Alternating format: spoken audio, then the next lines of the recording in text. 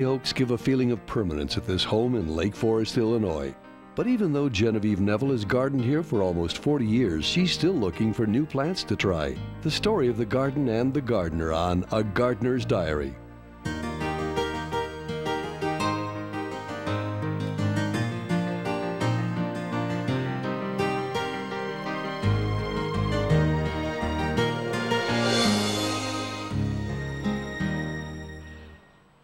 Genevieve Neville became fascinated with gardens early in life. She grew up in Miami, Florida with her 6 sisters. One of their favorite activities was to sneak into the Deering estate, which was right next door and had extensive gardens. She spent her high school years in Havana, Cuba, and still remembers its lush tropical plantings. Now living in Lake Forest, Illinois, she has her own garden with quite a different climate. Her husband, Brian, is a retired physician, but he insists on selecting and planting the tomatoes in the vegetable garden.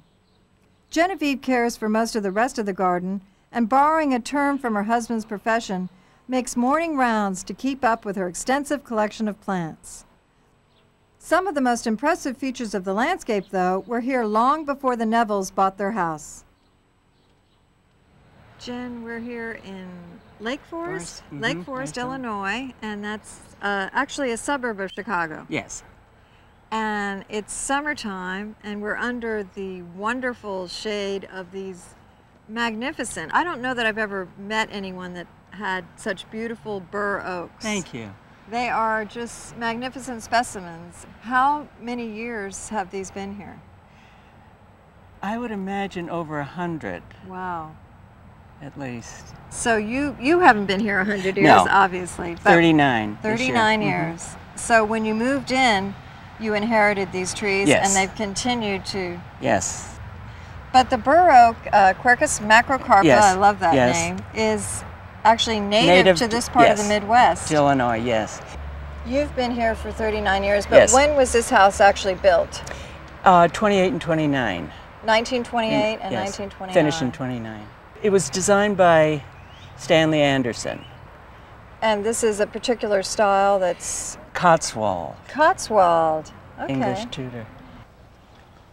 And the bur oak, or mossy cup it's sometimes called, does have this distinctive leaf. Yes, deeply lobed. And it's the foliage is actually quite beautiful. So this is a great tree for Midwesterners that yes. want a native oak tree and have time. If they've got yes. space and time, yes. plant one now for your children and yes. their grandchildren. Yes.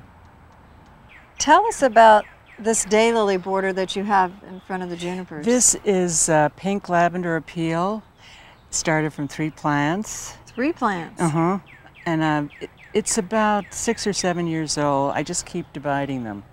And this year I added this verbena, bonariensis, which I like because of the color with the lavender. You get the tinges of lavender in yes. the daylily. Yes. So this would be, we're in summertime. Would you call this an early or mid-season or? Early summer. Early summer. How did you decide to choose daylilies for this spot? Or how do you It's hard to water. And it's far from the hose, so they don't complain.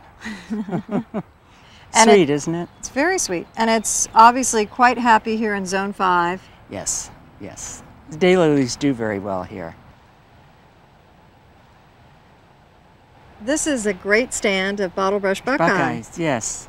Tell me about it. When did you plant it? How did you discover this plant? A friend of mine who's a horticulturist suggested it for summer interest. They're about 8, maybe 8 years old. They were just little sticks. And do you get the good fall color, the yellow, the buttercup yes, yellow? Yes. So they're just starting to bloom now. And actually, there are 2 varieties. This one blooms earlier and has red stems. Oh, I see. Right here, the red. Yes. And this one is coming on a little bit later. Yes. So bottlebrush buckeye, Aesculus parviflora. With the palmatum leaf. Yeah. Great for Zone 5. Yes. Very hardy. And when standing here, I sort of smell something chocolatey. Oh, the mulch. Cocoa hulls. Cocoa hulls. Yes. Now, In tell fact, me about that. Some of our boys went to school at Marquette in Milwaukee, and there was a chocolate factory there. So on the way home, we'd stop and get the 5 bags of cocoa shells. And we started years ago, and our best soil is where we've mulched with cocoa shells. So you put the mulch down. Do you put it down twice a year? And No, once. what time of year? In spring or early summer. And Actually, you have to wait till everything is up before you can put it down. and do the animals like it? No, actually they don't. So only people like me will notice the chocolate smell and Yes. wonder if we're having hot chocolate. Yeah. It's fun to be somewhere and see a plant that's actually native to the region that you're Yes. visiting. And this silphium, although they're not native to the suburbs, they're native to this part of the country. Yes. The cup plant, I just am so intrigued with the way it actually captures the water like a cup around, and the leaves encircle. That's so much fun, and to just, what a great plant. Yes, thank you. And it's a fun. bold architectural accent here at the front of the border. Now, Yes. that was intentional? Yes. Well, I run out of room, but behind is a peony that's already finished, so that's fine. And I like it in the front. I do too. Do you? Yeah, it sort of jumps out and says, Yes. notice me. Look at me. And just even, I know this will get flowers later in the Yes. summer, little yellow daisies. Daisy-like in clusters. But you don't even need the flowers. I like the architectural aspect of the Yes. plant. Yes. And the square stems are fun. Yes. Silphium perfoliatum. Uh-huh. And you've got more daylilies that will be coming on. Yes. And a stilbe. Yes. And the daylily in combination with this beautiful monarda. Which monarda is that? Marshall's Delight. That is a pretty pink. Pink. And Sort of a Marshall's hot Delight, is that one of the monarda didymas that gets less mildew, or? Yes, and it's a hybrid. In fact, I don't think I've ever seen mildew on it. It's also, isn't this also a plant for hummingbirds and butterflies? Yes, and also known as Oswego tea. The Indians used it. It's a minty leaf. They used it for tea. Actually, monarda or Oswego tea can take a fair bit of shade. Yes, and it doesn't get that much sun here. Maybe half day until 1, and then they're kind of peeking over here to get a little afternoon sun. Pretty plant though, isn't it? Very pretty. Genevieve enjoys passing on gardening knowledge to future generations. And when the kids grew up and moved out, she got rid of the swing set and created an eclectic vegetable garden. Stay with us.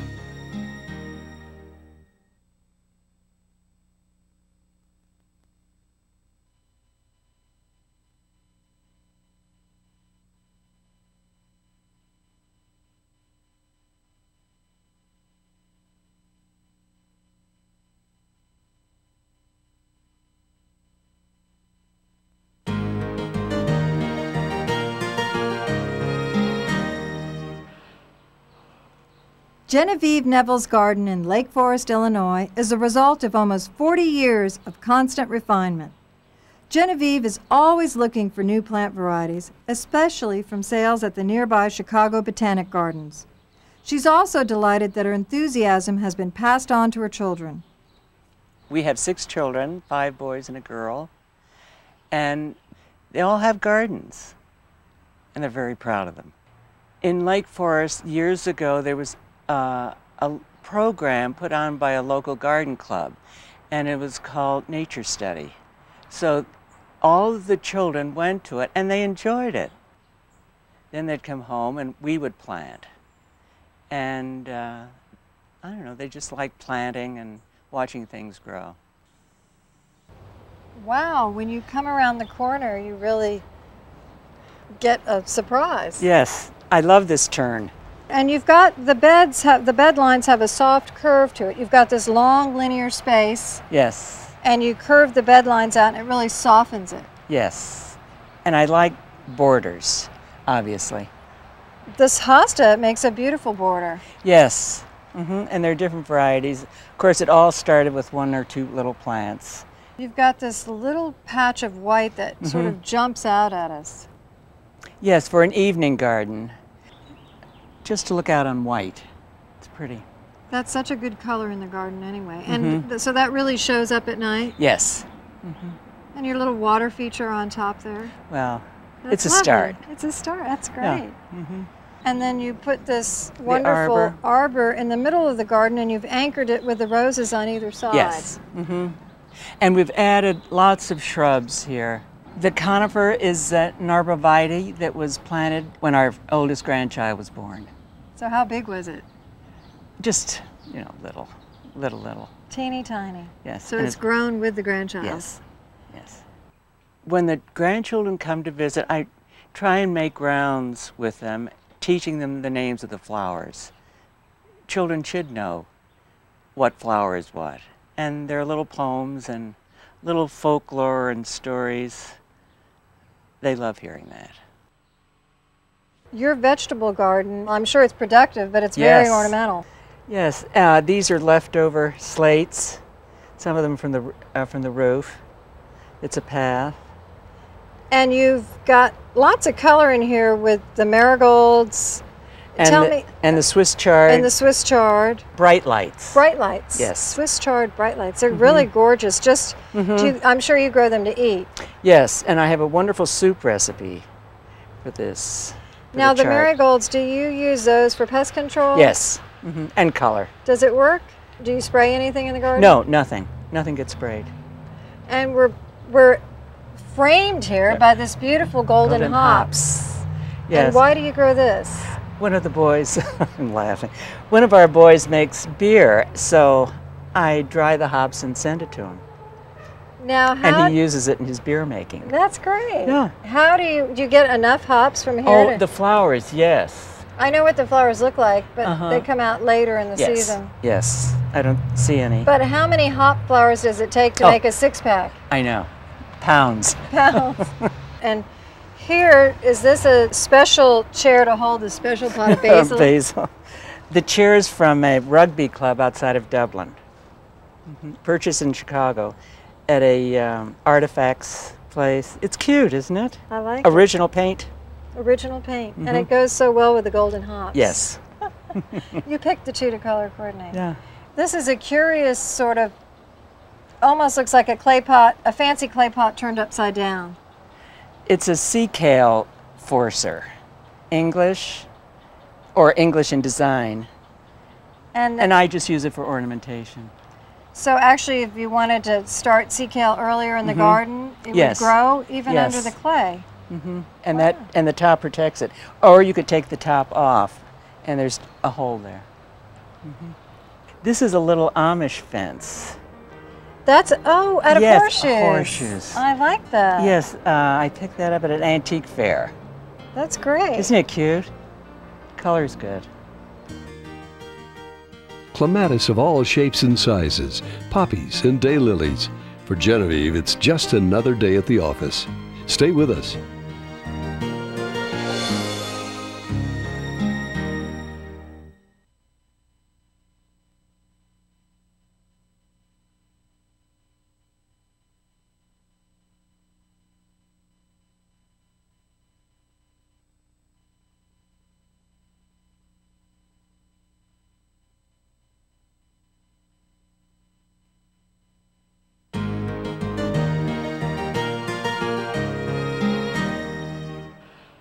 Genevieve and Brian Neville's garden in Lake Forest, Illinois, contains a large variety of plants. Genevieve enjoys starting plants from seed and tries to plant something new every year. I have a cold frame that I use, and the seed packets arrive in the nursery shops usually in February. You can imagine what it looks like here in Chicago in February. I really enjoy finding different varieties of seeds. And of course, the harder they are to find, the more I enjoy it. Tell me about this area here. This is off the side of the porch. Yes. And it blooms from early spring to late fall, and it's my office. It's your office? Yes. And what do you do out here in the office?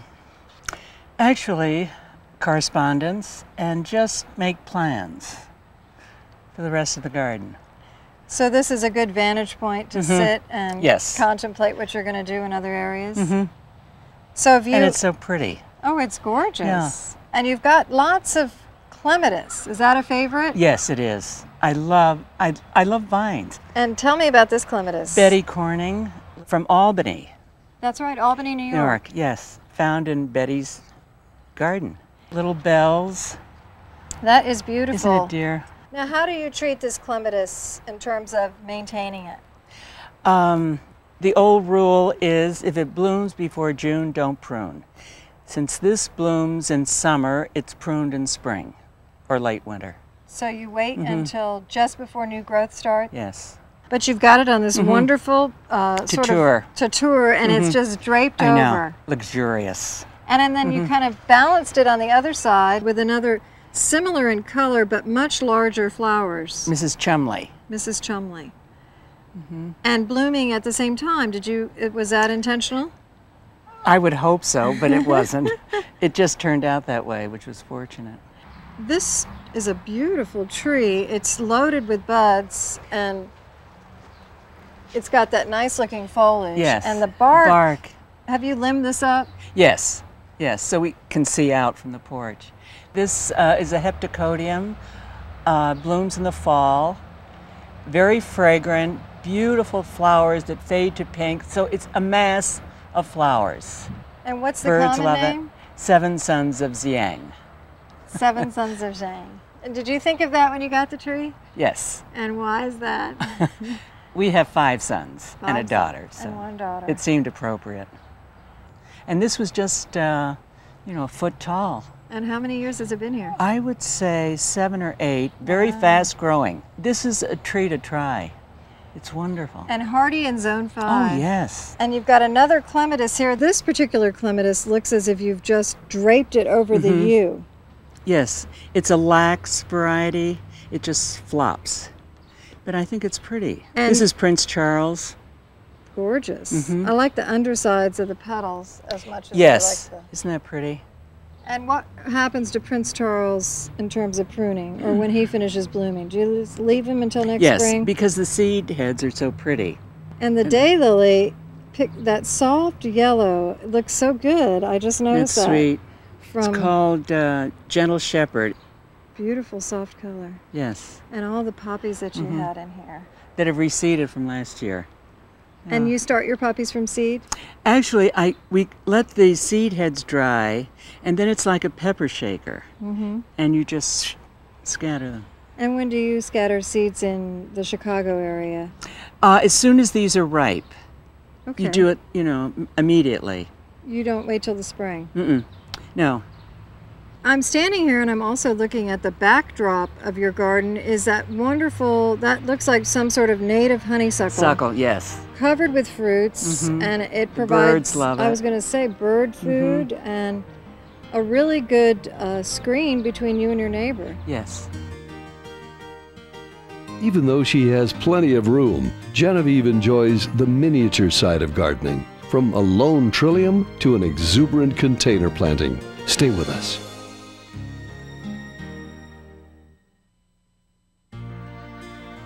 For questions or comments, please write to A Gardener's Diary, care of HGTV, Box 50970, Knoxville, Tennessee 37950. Be sure to include the episode number and your daytime telephone number.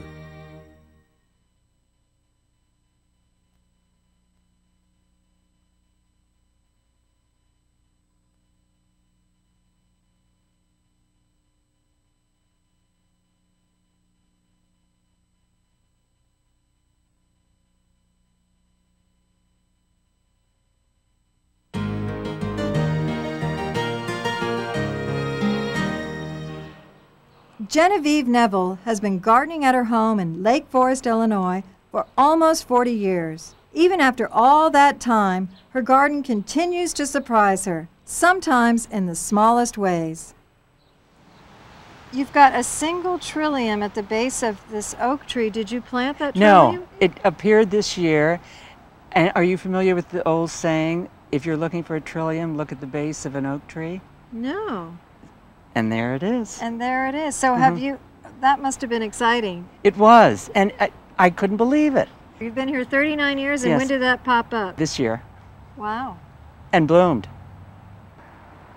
I like the way you've placed this trough at the end of the bed here. Actually, there was nothing growing there, so I thought, oh dear. So that's why that's there. Well, it's a beautiful combination with the Japanese painted fern, Right. and this curious looking begonia. Called escargot, It well look- named. It is well named. And this variegated sedum I've always liked. Yes, frosty morn, And this is some grass that I don't know. ribbon grass, Ribbon grass and the Hakanakloa. and another Rex begonia. Beautiful combination. Thank you.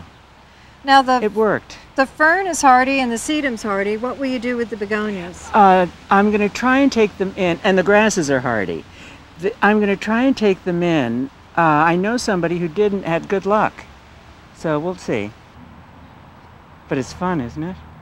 And it's a perfect colorful accent on this border with the hydrangeas and the hardy ginger Yes, and the hostas. and the hostas.